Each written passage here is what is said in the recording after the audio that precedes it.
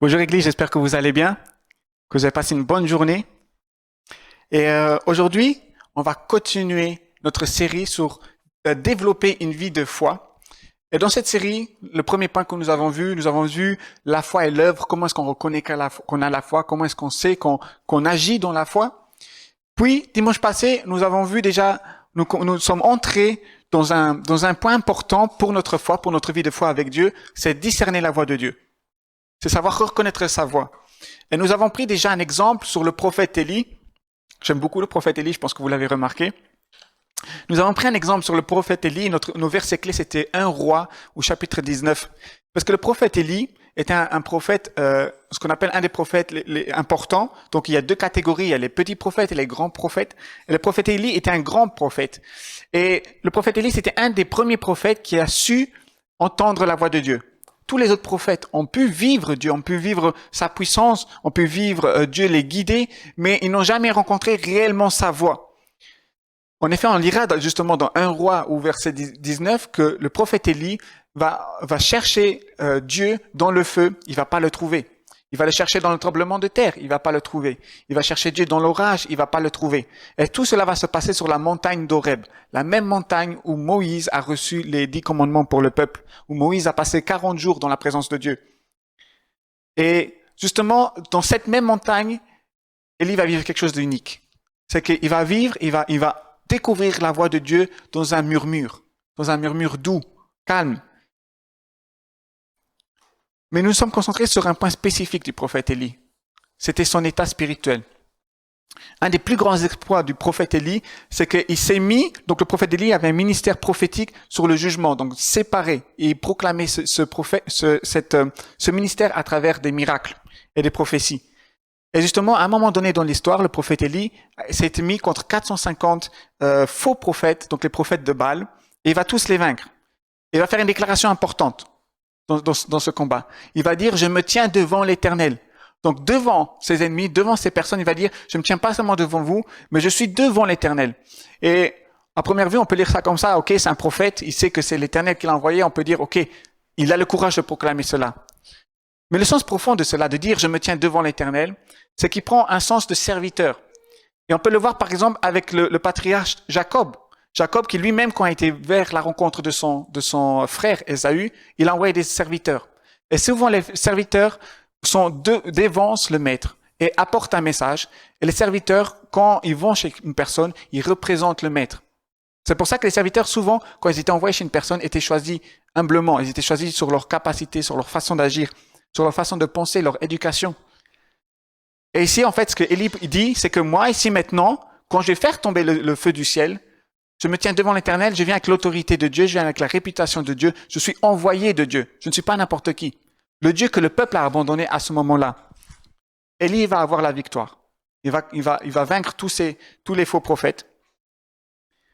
Bizarrement, il va laisser quelque chose entrer dans son âme. C'est les menaces de Jézabel.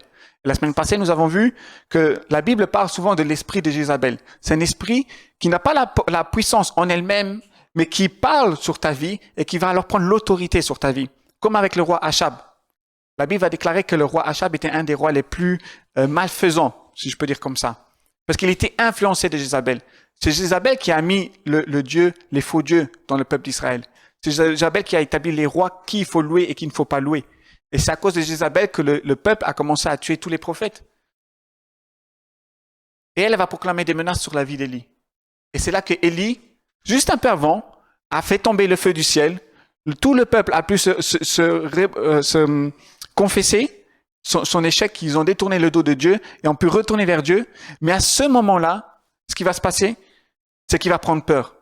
Il va commencer à fuir. Il va même traverser les terrains de Juda. Il va aller même aller jusque dans le désert. Là où Jézabel n'a pas de puissance, n'a pas de force.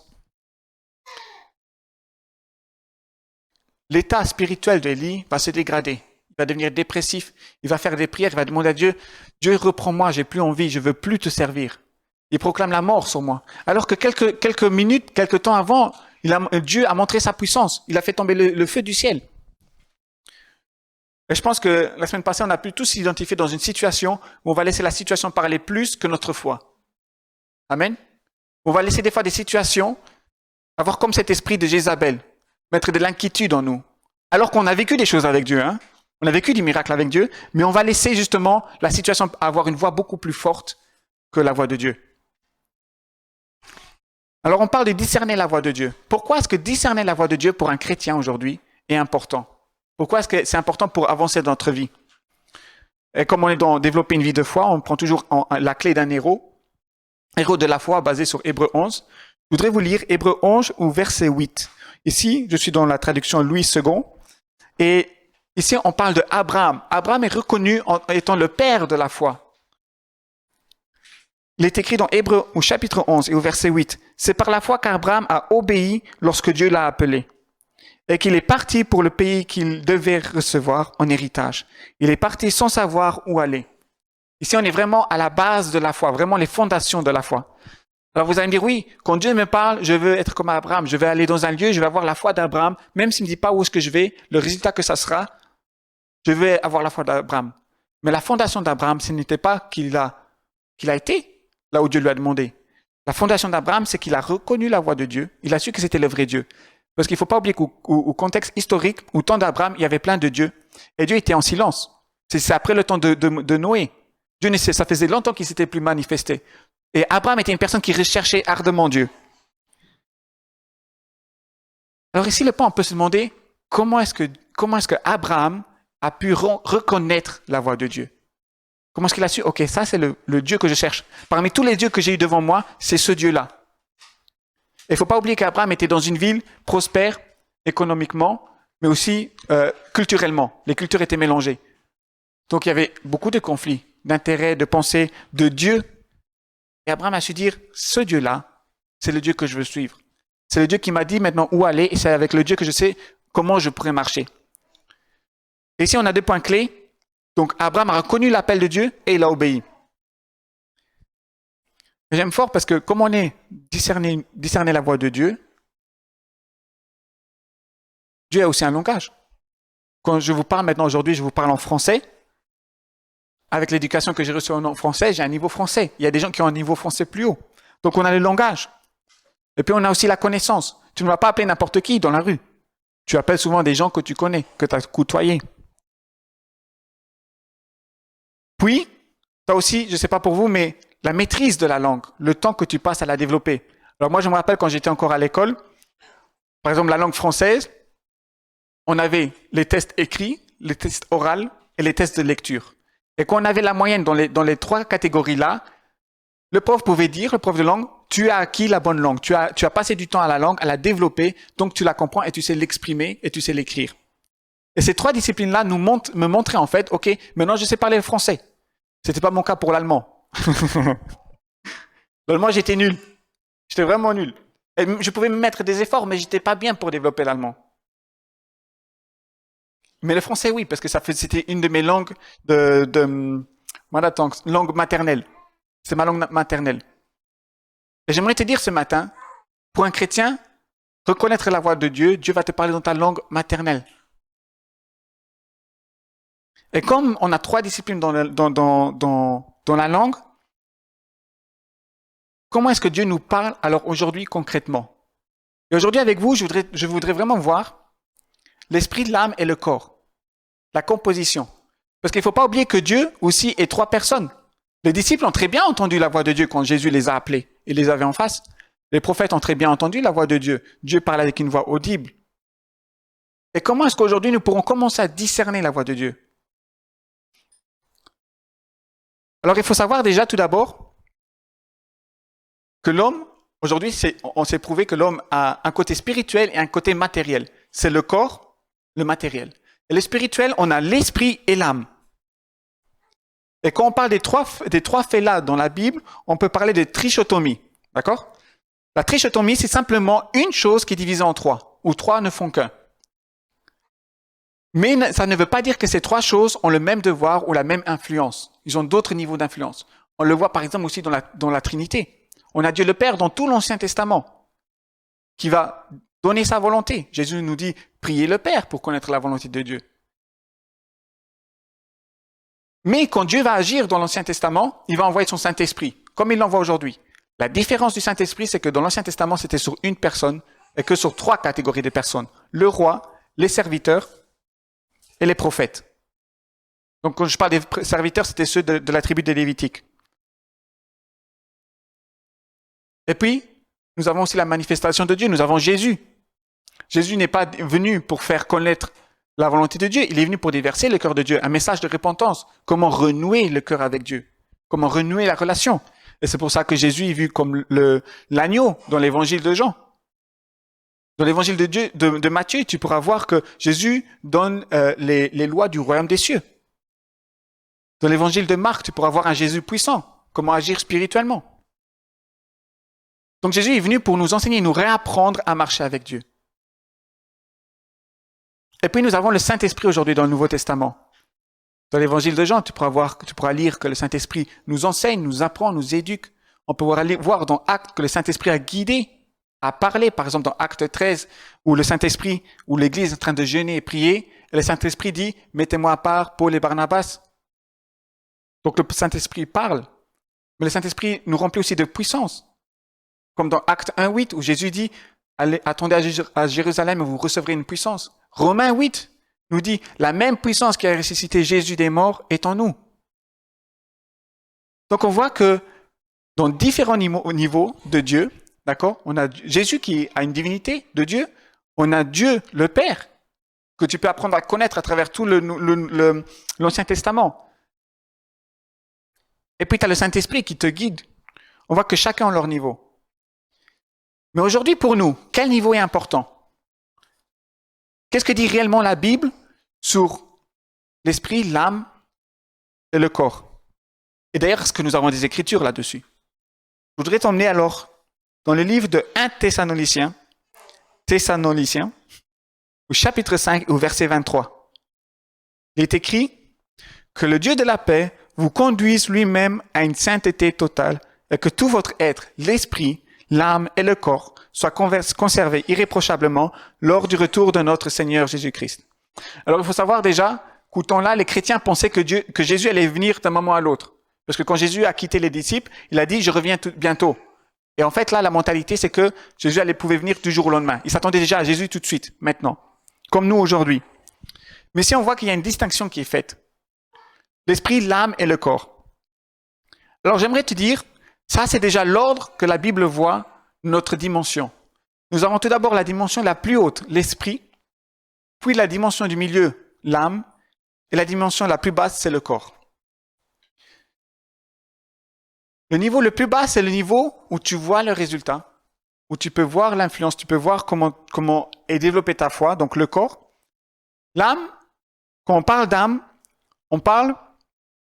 l'âme en hébreu veut dire nefesh. D'accord? Et nefesh, quand la Bible parle de l'âme, quand on parle de l'âme de quelqu'un, par exemple, vous avez sûrement déjà entendu, il faut gagner des âmes pour Christ. Ça sonne spirituel, mais bibliquement, ça veut dire il faut gagner des personnes pour Christ. L'âme se réfère à la personne. Quand la Bible parle donc de nefesh, de l'âme d'une personne, elle ne parle pas d'un côté spirituel, mais elle parle en fait de qui tu es. Elle se réfère à une personne. Comme moi, par exemple, je vois Tania, je ne veux pas dire il faut que je gagne Tania pour Christ, mais je veux dire il faut gagner l'âme de Tania pour Christ. Il faut que je gagne Tania, comment elle est, qui elle est. Tania, c'est une maman, c'est une éducatrice, c'est une pasteur, c'est ma femme aussi. Voilà, faut pas oublier. Voilà, ça c'est Tania, c'est ce qui définit Tania, son caractère. Ce n'est pas Tania a des lunettes ou elle a les cheveux bruns, mais ce n'est pas lié au physique, c'est lié au caractère de la personne. Et l'âme, justement, c'est ce qui fait que tu penses, que tu agis. C'est ce qui te pousse dans les émotions. Dans l'âme, on a aussi les émotions. Alors maintenant, tu comprendras mieux quand Hébreu dit « Ne laisse pas l'amertume aller jusque dans ton cœur ». Parce que dans le Nouveau Testament, le cœur se réfère aussi à l'âme, les émotions. Ça rentre dans ton cœur, dans ton âme, et tu deviens aigre, tu deviens fermé à Dieu. Alors j'aimerais te dire aujourd'hui, la vraie connexion n'est pas encore dans l'âme, mais l'âme est l'intermédiaire entre le corps et l'esprit. Un simple exemple, quand l'âme quitte le corps, on a ce qu'on appelle la mort. Et la mort ne veut rien dire de plus qu'une séparation d'une vie d'ici en bas et la vie avec Dieu. On pourra lire par exemple dans Genèse au chapitre 35 et au verset 18. Alors qu'elle allait rendre l'âme, car elle était mourante, elle lui donna le nom de Ben-Oni. Mais son père l'appela Benjamin. Ici, en fait, on parle du patriarche Jacob. Et Jacob était avec Rachel. C'est Rachel qui donnait naissance. Et elle était mourante ici. Et on dit, il est écrit qu'elle allait rendre l'âme. Donc, on voit que l'âme, déjà, ça nous appartient pendant qu'on est en vie. Mais à un moment donné, quand on est mort, on n'a plus d'autorité dessus. Elle allait rendre l'âme et elle a appelé son enfant Ben-Onin. Bon, pour ceux qui aiment les noms, Ben-Onin, ça veut dire l'enfant de souffrance. Pourquoi? Tout simplement, dans l'Ancien Testament, on appelait nos enfants par rapport à la situation qu'on vivait. Et son papa n'a pas aimé ce mot-là, donc Jacob, ce nom, et il l'a changé en Benjamin. Benjamin qui deviendra une des tribus d'Israël. Donc ici, on voit que quand l'âme quitte, l'âme a le pouvoir de quitter le corps, mais alors à notre naissance, elle vient aussi. Elle se crée. Et comparé à ce que beaucoup de gens pensent, ce n'est pas le souffle de Dieu dans Genèse. On le verra encore. Mais ce n'est pas... On verra c'est quoi le souffle de Dieu dans Genèse, quand il a créé l'homme avec le corps, et qu'est-ce qui se passe quand Dieu a soufflé dans le corps d'Adam. Mais ici, Rachel, elle a rendu l'âme. Elle était consciente que voilà, l'âme doit partir dans un lieu. On pourra continuer à lire dans 1 Roi, au chapitre 17, du verset 21 au verset 22. Ici, on est de retour avec le prophète Élie. Donc le prophète Élie, c'était pendant un grand temps de famine. Il a été chez une femme qui avait plus qu'un peu d'huile et un peu de farine, de blé. Et elle avait dit à Élie, moi, il me reste plus qu'un peu de farine et de blé, je vais faire du pain pour nous, et puis moi et mon fils, on va se laisser mourir. Élie dit, donne-le à moi, hein, et tu verras que Dieu va te donner une bénédiction. Et c'est ce qu'elle va faire, elle va écouter, et Élie va lui dire, va prendre autant de vases que tu peux, pour que je vais te verser le reste de ton huile. La femme, elle va prendre les vases des voisins, elle rentre chez elle, elle pose les vases, et puis Élie commence à verser l'huile, et l'huile va seulement s'arrêter après 7 ou 8 jarres de vases. Tout sera rempli d'huile. Cette femme va vivre le miracle parce qu'elle a écouté le prophète Élie. Mais ici, à ce niveau-là, c'est que maintenant, elle a été sauvée dans le miracle. D'accord? Elle a été sauvée par la famine parce qu'elle ne mourra plus jamais de faim. Mais son enfant va mourir à cause d'une maladie. Elle va arrêter ici, elle va dire, comment Dieu, tu fais des miracles dans notre vie, mais après, j'ai quand même un malheur qui se passe dans le miracle. Je pense qu'on a été aussi déjà confronté à des situations comme ça, où on vit un miracle de Dieu, et après on a encore quelque chose d'autre qui nous tombe dessus. On se dit, mais Dieu, je comprends pas. Tu ouvres les portes, tu fais le miracle, et maintenant j'ai encore des défis, j'ai encore un malheur qui peut s'abattre sur moi. C'est ce qu'elle vivra. Et elle dira alors au prophète et lui, mais pourquoi Dieu m'a sauvé si après c'est pour faire mourir mon fils? Et lui il va prendre le fils, il va aller dans la chambre, et il va commencer à prier. Donc ici on est au verset 21, où Élie se retrouve avec l'enfant, qui est déjà décédé. Puis il s'étendit 3 fois sur l'enfant, fit appel à l'Éternel et dit, « Éternel mon Dieu, je t'en prie que l'âme de cet enfant revienne en lui. » L'Éternel écouta Élie, l'âme de l'enfant revint en lui et il retrouva vie. C'est puissant.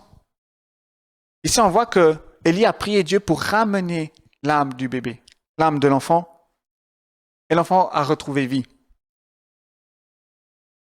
Maintenant, nous savons alors que l'âme remplit notre corps. L'âme est en nous. L'âme peut sortir et ne nous appartient pas une fois qu'il est fini, une fois que notre vie est finie. Et il y a une destination. Et l'âme est donc l'intermédiaire entre notre esprit et notre corps. Alors juste pour un témoignage, c'était justement pendant le Covid. J'avais un collègue de travail. Il est allé au fitness. Il a commencé à faire du fitness avec son ami, son collègue qui était avec lui, qui était justement dans les urgences. Et je pense que ça, c'était vraiment son bonheur. C'était que ce jour-là, cet ami était avec lui. Et il commençait alors à faire du cardio. Bon, je suis pas trop sport. Je sais juste que c'est des exercices assez vite, courir, voilà. Et il faisait donc du cardio. Et à un moment donné, il a un arrêt cardiaque sur le coup. Et il tombe du tapis roulant à terre. Mort tout de suite. Et il m'a dit qu'il s'est vu sortir de son corps. Il allait jusqu'au plafond de la salle. Et son ami a remarqué que quelque chose n'allait pas, il va, et il a vu qu'en fait il était mort, il a fait un arrêt cardiaque sur le moment. Et il commence à lui faire des massages au cœur, et la vie lui est revenue. Et il a vu quand son ami poussait sur son cœur pour relancer le circuit sanguin, ce qui s'est passé, c'est qu'il s'est revu attiré dans son corps. Et quand il s'est réveillé, il a dit, c'est bon, je suis là. Il était conscient durant tout le processus. Même si physiquement on l'a vu mort, lui il était conscient. Son âme était là. Et il a vu comment son ami a agi. Il a pu tout dire à son ami comment ça s'est passé. Par contre, il m'a dit une chose. La seule chose qui lui a fait un petit coup, c'est que il n'avait pas de contrôle. Il se sentait léger, ses sens étaient augmentés, mais il ne pouvait pas aller à droite à gauche. Il ne pouvait rien faire.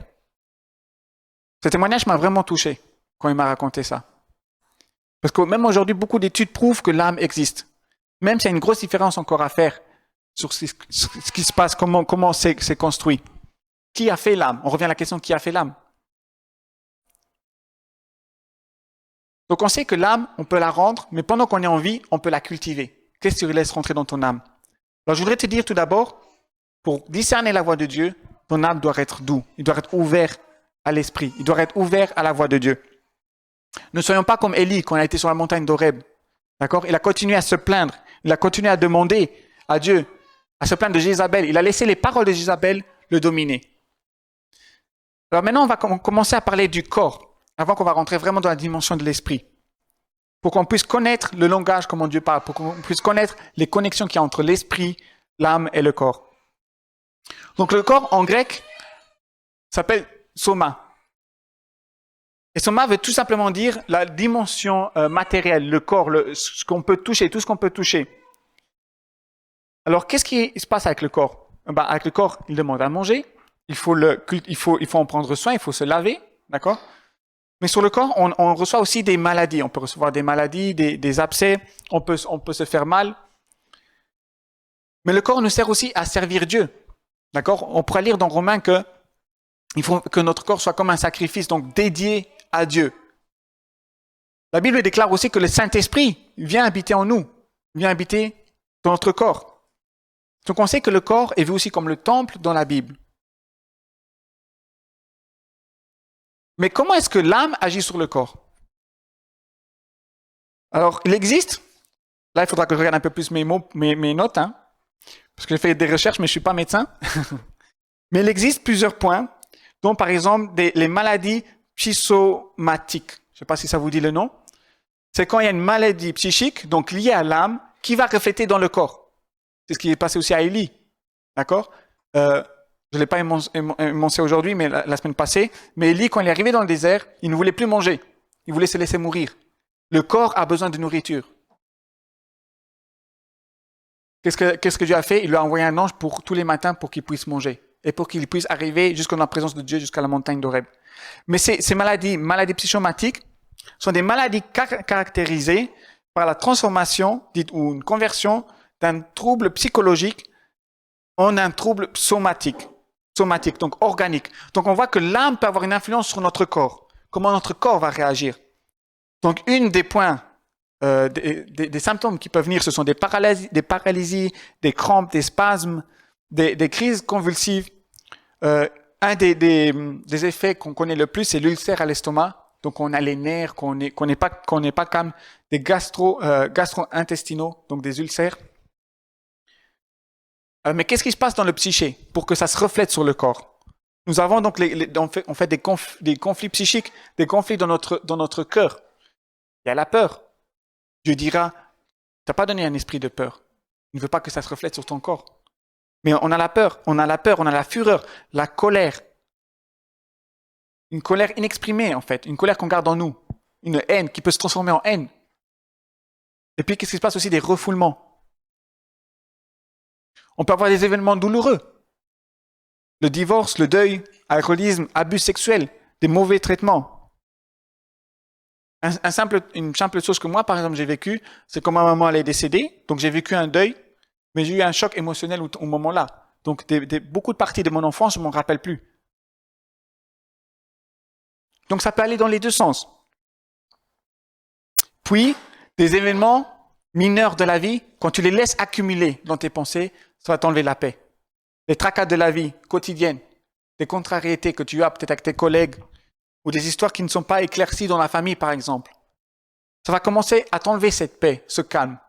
Et qu'est-ce qui se passe à l'âme? On a vu que l'âme est l'intermédiaire entre le corps et l'esprit. L'âme ne sera pas tranquille. Le corps va refléter ton état d'âme, Mais ce qui va se passer, c'est que tes pensées seront toujours occupées. Tu vas toujours réfléchir et trouver une solution. On va bientôt y arriver. Tu vas toujours réfléchir, trouver une solution. Tu n'auras pas de calme dans ta tête. Si ton corps parle, est-ce que tu peux entendre Dieu? Alors moi, personnellement, j'arrive pas. Je sais que on a cette expression qu'on dit, les femmes arrivent à faire plusieurs choses à la fois. Mais si moi j'ai deux personnes qui me parlent en même temps, je n'écoute personne en fait. D'accord? Il faut que j'écoute une personne après l'autre. Et je pense que c'est un peu le cas pour beaucoup de gens. On peut pas écouter deux sujets différents et deux choses en même temps. Et là, on parle, qu'est-ce qui règne dans ton corps? Qu'est-ce que tu laisses la priorité? Qu'est-ce que tu laisses pousser? Qu'est-ce que tu veux laisser pousser? Quand la Bible parle qu'elle va croître en nous, elle parle d'être une semence dans notre cœur, dans la terre. Romains 6, 12 nous dit que le péché ne règne donc pas plus dans votre corps mortel pour vous soumettre à lui par ses désirs. Quand on parle, on connaît le péché, c'est toutes les choses qui sont faites contre Dieu. La peur peut être aussi contre Dieu. La haine, toutes les valeurs que Dieu veut mettre dans ta vie, si tu as une chose qui va contre, ça va t'enlever la paix. Ça va t'occuper ton âme, ça va occuper ton mental.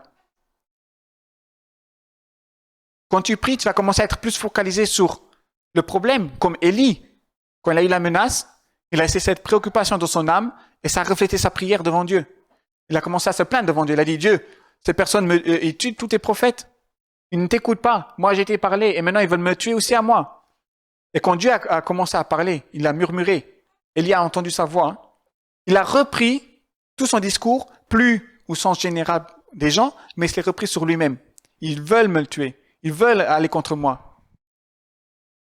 Ne soyons pas comme Élie. Ne laissons pas notre état d'âme être affecté par l'extérieur. Il est important que ton âme soit en paix, que ton âme soit en règle avec la Bible et que avec ton corps tu puisses servir Dieu. Il est important que ton corps ne soit pas en douleur, d'accord? Le corps ne reflète seulement c'est ce qui se passe dans ta vie. C'est pour ça qu'on est énervé, par exemple, on peut froncer les sourcils.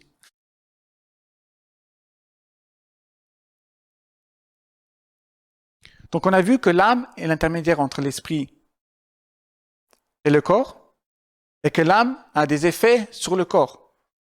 Mais le corps aussi peut te donner une voix. J'ai faim, prends soin de moi, lave-moi, mais aussi qu'avec le corps tu interagis avec le monde extérieur et que ce monde-là peut aussi t'influencer à l'intérieur, comme avec Élie. Alors pourquoi c'est important que ces deux-là aient une bonne balance? D'accord? Qu'est-ce que dit en fait? Comment est-ce qu'on sait maintenant reconnaître quand est-ce qu'on entend la voix de Dieu ou quand ce sont nos tracas de la vie? Je pense qu'on connaît cette expression qui dit des fois je parle je lui dis quelque chose, je lui dis ce qu'il aime entendre. Il y a des gens des fois qui parlent juste vers une autre personne et lui disent ce qu'elle aime entendre. Et des fois notre corps peut aussi agir comme ça. Il va agir dans notre mental, il va nous donner peut-être des versets bibliques qui vont aller dans cette situation. Mais peut-être c'est pas Dieu. Alors comment est-ce qu'on distingue notre âme quand c'est la voix de Dieu qui parle ou quand c'est notre âme qui parle? Que notre âme peut être influencée de notre corps, des environnements extérieurs. Que dit la Bible spécifiquement sur l'âme? Là, je voudrais vous emmener dans 1 Corinthiens, au chapitre 2, et au verset 11. C'est notre verset clé pour aujourd'hui. En effet, qui parmi les hommes connaît les pensées de l'homme, si ce n'est l'esprit de l'homme? Qui est en lui? De même, personne ne peut connaître les pensées de Dieu, si ce n'est l'esprit de Dieu. Donc ici, on a deux mots-clés vraiment qui nous aident à discerner notre esprit. Quand Dieu parle à notre esprit, d'accord, le niveau le plus haut, et que ça descend dans notre âme, on a deux mots-clés. La première, c'est les pensées. Et la deuxième, c'est la connaissance. On a le verbe connaître. Ici, Paul, c'est l'apôtre Paul qui a écrit Corinthiens, et il dit en fait, des choses qui sont dans votre cœur, des choses qui sont dans votre âme, c'est votre esprit qui connaît. Mais si vous voulez que le Saint-Esprit vous parle, il faut que ça se soit connecté à votre esprit pour que ça vous parle à vous. Et en fait, l'esprit est cognitif. L'esprit se base sur l'intelligence. L'esprit révèle des choses intelligentes. C'est pour ça, par exemple, que le Saint-Esprit a par exemple, un des ministères, c'est l'enseignement. Le Saint-Esprit témoigne de ce qu'il entend d'en haut. Il donne des connaissances, en fait. Et c'est pour ça que, par exemple, un de mes versets préférés à moi, c'est Jérémie 33:3. Invoque-moi pour que je te révèle des choses cachées.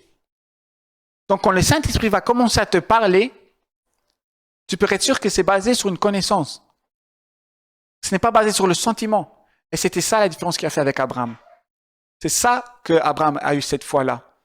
Pourquoi je dis ça? Quand Abraham il est arrivé dans la terre promise, il n'a pas encore hérité tout de suite de la terre. Il a eu des ennemis sur cette terre.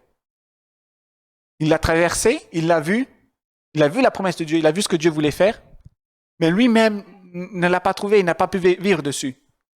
Il y avait des ennemis. Mais qu'est-ce qu'a fait Abraham? Il ne s'est pas laissé aller, oh Dieu, tu m'as promis ça et regarde la situation. Je ne peux pas m'en servir. Non, il a érigé un autel, et dans l'Ancien Testament, les autels étaient des lieux où c'était entre la personne et Dieu.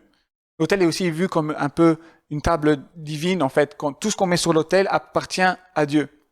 Et à chaque fois que Abraham avançait dans une étape dans sa vie, il érigeait des autels. Il louait et il priait Dieu. Et il remerciait Dieu pour chaque étape qu'il avançait. Là est la différence. Et Dieu a toujours révélé une connaissance, une partie de ses promesses. Alors aujourd'hui, on a vu maintenant que l'âme peut être influencée du corps et que le corps doit être en paix, doit se taire au maximum pour que nous puissions être attentifs à notre esprit. D'où vient la connaissance? Tout d'abord de la parole de Dieu. Et nous l'avons vu aussi dans nos paroles, que quand la Bible parle parole de Dieu, nous avons le logos, qui est en fait notre éducation. Le logos se base sur la Bible. Et nous avons le réma. Et le réma, ça passe dans un temps de kairos, d'accord? Où on s'attend de Dieu, d'une révélation de Dieu pour notre vie. Des connaissances de Dieu. Et je voudrais t'encourager alors aujourd'hui. Maintenant, tu connais un peu la structure biblique. Comment est-ce qu'on voit l'esprit, l'âme et le corps. Maintenant, tu sais un peu comment tout est structuré, comme une langue, comme quand on apprend à connaître une langue, à parler une langue, le français et l'allemand. Ça a aussi des règles de grammaire, d'accord? Maintenant, on connaît un peu cette structure. Et maintenant, c'est à toi aujourd'hui de commencer à appliquer cette structure pour commencer à discerner la voix de Dieu. Dans notre prochaine partie, nous allons commencer à voir comment Dieu peut parler, par quoi Dieu peut parler. Un simple témoignage, bien sûr, juste pour vous donner un peu l'eau à la bouche. Dans Job, on pourra lire que Dieu parle, il témoigne que Dieu peut parler tantôt par des images, des visions, mais tantôt par des rêves. Moi-même, j'ai vécu cela. Quand moi j'ai lu cela, j'ai dit, Dieu, moi je veux que tu me parles par le rêve. Et pendant le Covid, j'ai eu un rêve pour une personne, une amie qui est en Amérique, mais dont j'ai plus eu de contact pendant un an et demi. Et Dieu m'a montré dans ce rêve un peu son état spirituel, à travers quoi elle passait, et je l'ai écrit. J'ai écrit sur WhatsApp, et puis on a pu parler pendant 1-2 heures. Ce qui était fort à ce moment-là, c'est que tout ce que je lui ai décrit était vrai, était réel. Toute la vie qu'elle vivait en ce moment était réelle. Elle avait un peu délaissé l'église, elle avait un peu délaissé la foi. Elle se concentrait plus sur le travail. Donc on voit ce qu'on pense va guider nos pas aussi physiquement à travers notre corps. Alors qu'elle avait fait 1 an d'école biblique. Donc, la prochaine fois, on va parler plutôt de comment Dieu peut nous parler, comment est-ce qu'on peut reconnaître la voix de Dieu, des rêves, des prophéties, etc. Mais jusqu'à là, je voudrais te mettre ce challenge. Commence à calmer ton corps. Commence à connaître la voix de ton corps, à la reconnaître et à dire non, maintenant ça non, ça non, ça non, à discipliner. Souvent, quand on est avec Alessandro, comme moi et Tania on parle, des fois Alessandro il arrive, il dit papa, papa, papa. Et moi et Tania on continue à parler et Alessandro continue. Papa, papa. Et à un moment donné, je dis, Alessandro, 1 minute, je parle avec maman, et après on parle ensemble. Mais je ne peux pas parler avec maman et avec toi en même temps. Il y a une discipline qui doit être mise. Comment se passe cette discipline? Très simplement, il y a 3 attentes que Jésus nous a données, et 3 attentes que ses disciples ont suivies. Quand tu pries, quand tu jeûnes, et quand tu donnes. Quand tu pries, le côté spirituel, tu commences à connaître la voix de Dieu. On l'a vu, quand tu parles avec une personne, tu dois connaître sa langue, sinon tu ne peux pas communiquer. Je ne vais pas parler avec un Allemand le français, il ne va pas me comprendre. Il va dire « was ?» Donc quand tu pries, passe un peu de temps avec Dieu.